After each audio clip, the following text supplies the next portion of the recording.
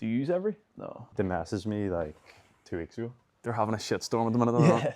You see it on the socials and then also on like BBC News. It's coming up. Yeah. Like the NI new parcel hub, apparently. It's really bad. Well, is it items getting lost or is it the delays? So what I've heard is like the conveyor belts apparently aren't working in the parcel hub, so they're like just throwing them along the line. Are you serious? Yeah. And then there was a BBC News article about basically, because it's 20p per parcel, they get paid for delivery.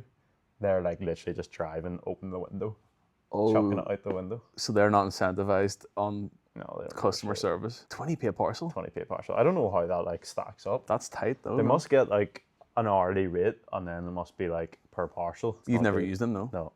They are really cheap. I know the Essence Vault used them last winter. Right. Because whenever I've got stuff from the Essence Vault, it's always been with Every. And I'm like, I don't know why they're doing that, but it's really cheap. It's like cheaper than Royal Mail. Obviously it comes with like a sacrifice that you get like really shit customer service. Do you find, who do you use? Royal Mail. So we're having a bit of issues right now just on the pickups. So like we're shipping 60 sacks a day. So like a sack will be that tall and that wide. They'd show up in like one of those small wee vans that's no taller than us. You know what I mean? Yeah, yeah. So they can't fit that all in. And then they're like, well, fuck, we'll have to get someone else around. And then there's like 3 vans come round and it's just like, it's a nightmare, to be honest. Sounds so inefficient. Yeah, it's not good at all. And we're like, there's going to be the same tomorrow. And they're like, well, they're not going to change. And Royal Mail's private, right? I think they are. The They used to be public. Private. Yeah. It's so the West Ham owner owns it now. That's what surprises me then about the inefficiencies, that it was privatized and it's still as bad. Not even West Ham, Southampton. Yeah, I think they've merged. The guy rang me today. He says, I used to be parcel. What, the owner? No, not quite that good, friends. Do you know how busy this Southampton? No. He rang me and like the account executive, and he said like used to be Parcel Force, but now it's Royal Mail. Right. They've like merged the two. I think what is public is the post office. Oh yeah, because everyone thinks they're the same thing, right? Yeah, but they're not. Yeah, interesting. Because you can now buy Every, I think, through the post office. Oh really? How does that work? I would love to know the business behind all of that. It must be messy. I wonder if the post office makes money. I get the feeling it's probably just it's there as a service, isn't it? Even. Yeah. It's like a public service. Even touching on Gary Neville, so you didn't intro me, but like made me aware that it was happening. That still blows my mind. Yeah. Like, who Queens didn't realise to invite you? Invite me. But they invited me. That wasn't at the first one. And I wouldn't have the connection with Queens that you would have. Yes, I do to some degree with programs and stuff, but say they forgot that you were at the first one, surely you would still be on their list for the second one if I was on it. Yeah, you would think so. They said to me that they tried to email me, but they couldn't find my email's not hidden. Like I've literally it's on your LinkedIn too, isn't it? I've messaged the same people who invited me previously on the same email address. I've got my LinkedIn like. So I messaged you. When did the invite come in? Like 2 or 3 weeks before the event? I think it was longer. I think it was a month beforehand. Was it? Yeah. No, I'm still convinced that you would have found out in the build-up somehow that it was happening. Can you imagine that it happened and you weren't aware? Yeah. You'd be furious. I know you've talked about it a little bit on your LinkedIn and socials and stuff. So you met him again, give him a box. Talk to him again. Yeah, and he loved it. We had the overlap part 2. And it went really well. And now we're like paying for it a little bit because we've got to ship all these orders. The thing I want to take from that now is, well, I want to speak to Gary again and maybe we can try and get him on board long term. Another opportunities came up. So like Johnny Sexton speaking down in Dublin in January. Did that come from this? I don't think it directly came from it, but I think it helped. You know Rory's Travels Club? Yeah. He put up on his socials about this event. He's a really nice guy, by the way. Yeah, he's class. He's very good at what he does. I only briefly spoke to him, but yeah. I seen the event was going on and who the organizer was, he knew. So I just texted him like, could you set up the intro? Then the guy who's running the event said he'd seen my stuff from the Gary Neville thing. That's class. And so I was like, well, yeah, I'd love to get a box in the hands of Johnny Sexton because we now do the rugby. So this would be a real in that world, which you probably wouldn't ordinarily have links. Yeah, big time. But that's the thing I wanted to get going more often now is like, not even influencers, but like just people of authority. Like you were saying, you're going to Brazil in January, and there's big people there. Yeah, exactly. It all goes back to, we mentioned it before we started, it's putting yourselves in a position where these opportunities aren't just, they're not a coincidence. Like these things aren't happening because by chance. Yeah. Like so the first time you went there, you obviously got invited and you clicked to think, right, I can give him a mystery shirt in a box here and something might come of it. Yeah. There might be nothing that comes of it. I asked cheekily, could I bring it? Yeah. And they were like, bring it. But 99% of people wouldn't even ask. They would just go along. They wouldn't even think about mentioning your business to him. Yeah. You would just be happy to be there and maybe have a LinkedIn post to say you were there. with the photo from 40 meters away at the stage. Yeah, like So I that's the heard a difference. saying in the middle of summer. I liked the Greek event I went to. It was closed mouths don't get fed. That's so true. Probably from what you know about me so far is I'm not afraid to. No, you love it. I love networking. Mr. Networker. Love meeting new people. It is just a case of, and we talked about it the last time we spoke here, me reaching out to you. That's a perfect example. And what we have now, it's not always get something from someone, but you just don't know where it can lead. Yeah. And I think that's what life's all about. It is, if you're good at networking and good at speaking to people and connecting with people, the opportunities are really endless. On networking, I was at Ecom Live dinner last week, invite only. Didn't get invited last year, so I must have fallen out with Kevin last year, but got invited this year. So yeah. I'm now in the good books, and I met your friend, Brandy, at it. Brandy, yeah. Be perfect. Yeah. What a man. That was quite a good event. He was saying a lot about TikTok lives, which was interesting. Where do you think? Because like the topics really in that room was like, where's next year gonna go? Because a lot of people were saying like pain points. Like I know a few people in the room were saying they were down compared to last year, and I think that was like consumer intent more than e-commerce as a whole. But what do you think e-commerce next year? I think TikTok's still riding that wave. Think you can build a business model off of TikTok Live? Exclusively? Yeah. Yeah, for sure. Sure, there's businesses in China that are operating TikTok Lives directly beside the warehouse. No, is that still happening? I think so. Yeah, I'm sure Brandy doesn't mind me saying this. Like he was mentioning that they had people over from China. Yeah, they did. Yeah, advising behind the camera. Like exactly. What to say, like putting up signs, like say this, say this, yeah. say this. I think they give them budget as well to make it work because it's in their best interest that it works. But I saw a post today on LinkedIn that they're putting up the seller fees from 5 to 9% now on TikTok. So it's not long before they're like, obviously their aim is to become the Amazon of whatever video commerce. But Amazon take like what 20% when it's all in. Yeah, so that's no great surprise that they're increasing that then, because they're probably wanting to get rid of all the shite because they've got so many people selling now. Yeah. So they'll still increase their revenue from doing that with the drop-offs that they'll have, which will be minimal. I would say most people that are selling on there for more than, say, 3 months are making money, so why would they stop even if the fees went up? They'll just make less money, slightly. Have you bought anything on TikTok? I actually haven't, no. But interestingly, my mum has. Really? Yeah. What'd she buy? I come home every week and my mum's telling me she's bought all this stuff off TikTok and she's hooked.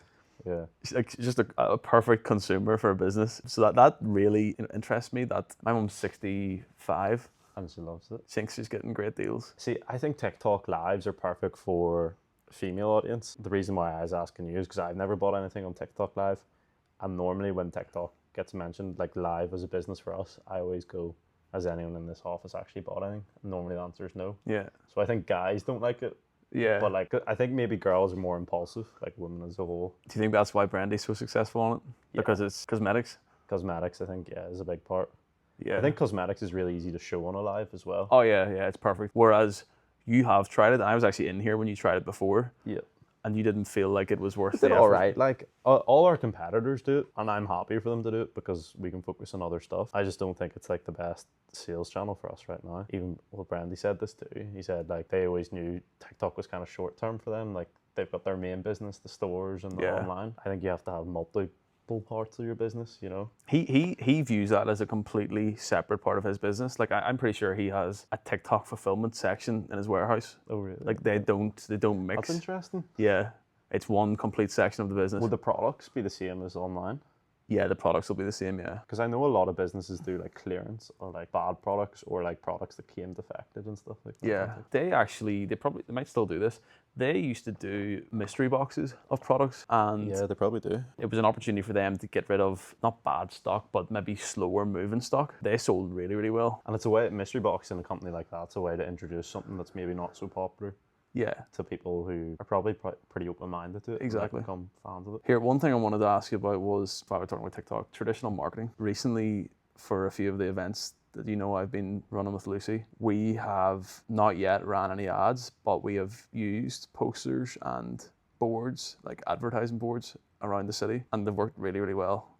Now, I get it, there's high footfall at this time of year, so probably isn't a true reflection, but it shows you like a minimal spend has actually generated. How are you defining success by this? Because it's the only way that I've introduced the event to people. Is it like posters like actually paying for space, or is it just you're just hanging them up on a wall? Totally illegal. And outside the venue as well. So where do you sit on that? Because it's kind of, it's had a bad name probably in recent times, because so much has been talked about meta ads and whatever else you have.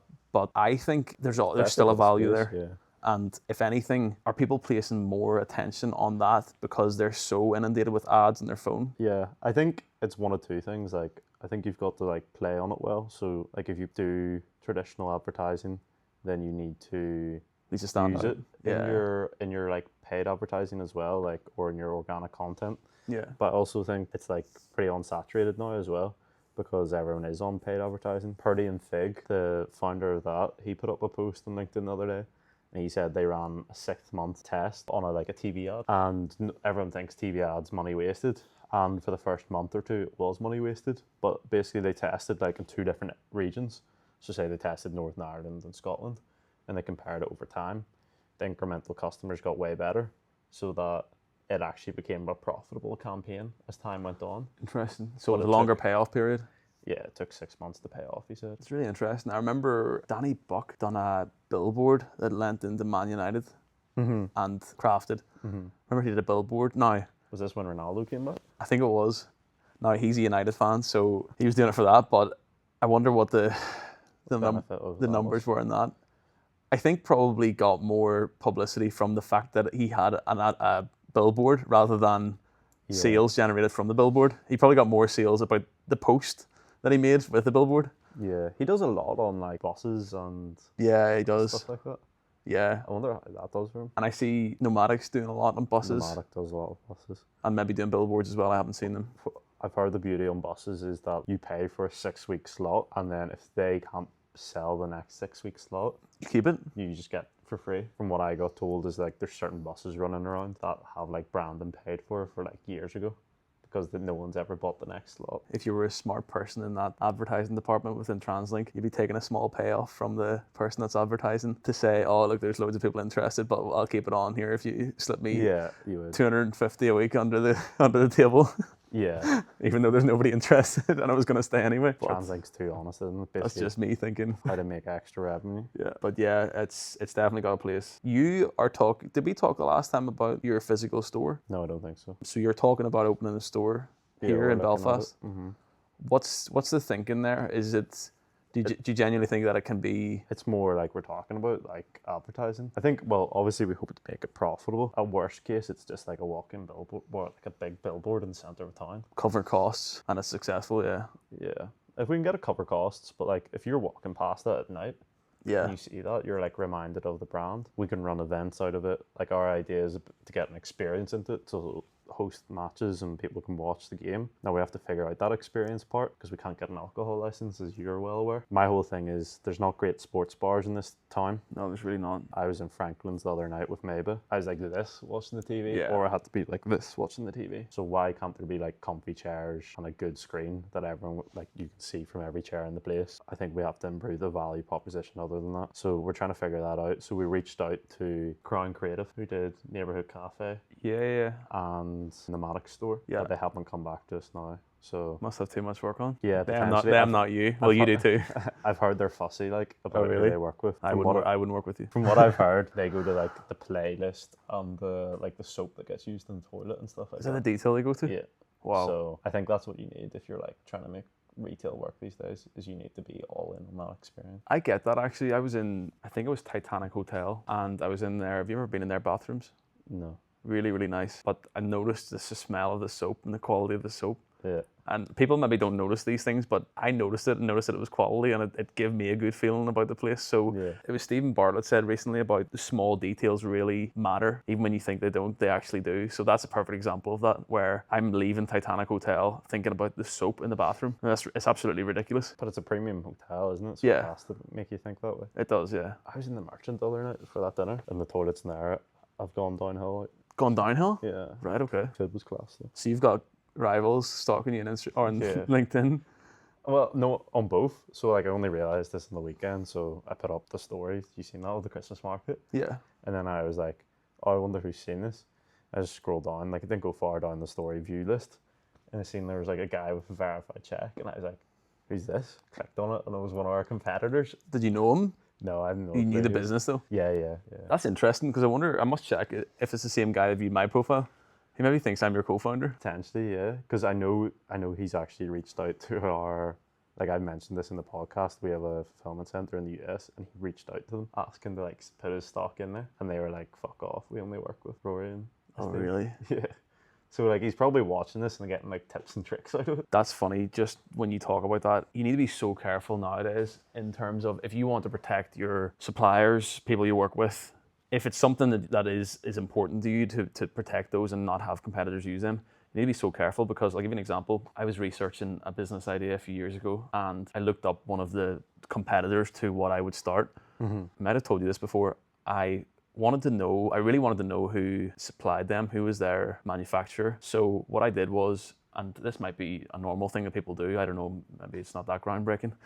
I went on to the founder's LinkedIn, looked at his connections, only had limited connections, maybe 200 or something like that. Yeah. And went through and found his key contact for his manufacturing company in China. Very good. And then got the company. I could see the generic product without the brand on it on the manufacturer's website. So I instantly knew who produced this brand's products through something that guy probably never thought about. He might not think that that's that important, but to someone else, it could be vitally important in a different industry. These are things that people will discover. I'm fully aware of that when I'm like making these podcasts, that you could very easily like just steal ideas. But I think it's one thing stealing an idea and it's another thing doing it. Look, was there a mystery shirt in a box company before you? Yeah. Will there be more after? There's plenty. I've been sent one new one today. You've such a loyalty, built up customer base. I'm sure you're not worried at night time about a new shirt in a box company started. If you were, you wouldn't sleep any night because you'll always be copied. But I don't know why he's stalking your LinkedIn. Tells me he's a bit of an insecurity there, maybe I'm reading too much into it. But have you any further plans in 2026 for any other products in e-commerce? I've one that I might want to run past you actually. It's in your world, not directly. Ripping off a mystery box here. Funny, I'm one of the new competitors. It's in the sports product industry, not shirts, and not necessarily football either. But it would be an interesting one to run past you. Again, I might have mentioned it to you before, but I'll not mention it here. Not that if I was to mention it, that somebody would actually go and do it, because I don't think people realize sometimes the effort it is to actually go and take someone's idea. Yeah. You need to have someone that's willing to do it. Yeah, I'll run that past you and see what you think. But you any ideas? I have a few ideas. Whether I'll get to actually doing them, I think I need business partners in them if I was to do them. Yeah. People to do the grunt work and then I would do the little bits. But yeah, a few. We've discussed this before. I think skincare for men is like a very big area. Even still, I think it's growing year on year. People don't realize that. There's one, I don't know how well this will do, but like it's basically like it's a chocolate bar, but it like caters for some specific thing, but that specific thing is like no one does it at the minute in the market. I can't tell too much on that. It's in early stages. And then the other one, which my girlfriend has mentioned, is like female health product. Just to drop in there, Rory's now taken, so any of the female viewers, just be advised that this handsome, successful guy is no longer available, so we'll just put that out there. So what was her idea? Mainly around like period cramps and stuff like that. You know, the way like girls would suffer from that stuff. We have no clue about any of that. No, so she'll advise you and you'll run it. Yeah, well, I know how to formulate a product and how to like bring it to market. I wouldn't know how to make the pain points or the videos for that shit. But like any of those, I think are all like big markets that I would love to do. It's just you need people to work on that shit for you. This is the thing, and finding that person is so difficult. Well, if you really make an effort to find them, okay, maybe not, but there's so many things to trust. You need to trust your gut judgment and things like that. Yeah, it's such a big decision, isn't it? Yeah. I know we talked about that in America, and God, we talked about it a lot in America. Do you know what brand that I am borderline obsessed with at the minute? I'm sure you probably know it through Belle. Have you seen the little stars that you put in spots? Yeah. On girls' faces or guys? Star patches or something like that, is it? Incredible. Yeah. Margins probably through the roof. I would imagine they've started by using influencers, per se. It's now a cool thing to be walking around with stars, like purple stars in your face. Yeah. It's an incredible business. Yeah, and they're in retail as well. Yeah. As well as like D2C and stuff. I actually looked it up the other day. What do you call it? Starface. So yeah, they're in Superdrug, Amazon. You'll really like their. Yeah, it's a nice website. £12. Yeah, for a pack. £9 for a pack. That's probably just a holder it's in. £9. What's their cost price there? Yeah, but my girlfriend has that holder. You know what I mean? It's so cool, isn't it? So if you buy the holder, you subbed into it. Is it like a sub? I'd be amazed if it's not. Oh yeah. There you go. What is it? 15%. Here, great site by the way. Yeah, it is. You get excited about that sort of stuff, don't you? Yeah, I love that site.